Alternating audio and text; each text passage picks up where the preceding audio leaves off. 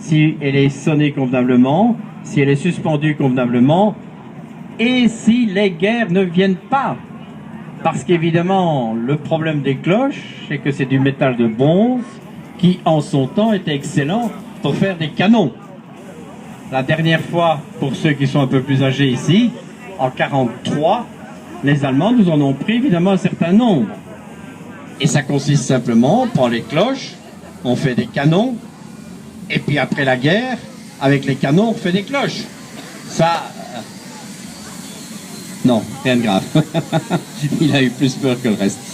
Et ça, évidemment, c'est le circuit normal des cloches, ce qui veut dire que l'idéal maintenant, évidemment, quand on coule une cloche, ce serait d'avoir du métal des vieilles cloches.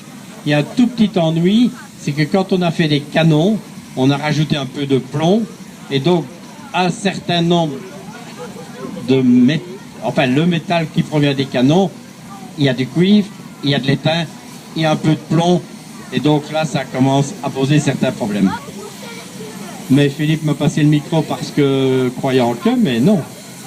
Pour ceux qui ont la bougeotte, pour ceux qui vont en France, je leur suggère d'aller voir un musée splendide à Orléans, le musée de la maison Bollé.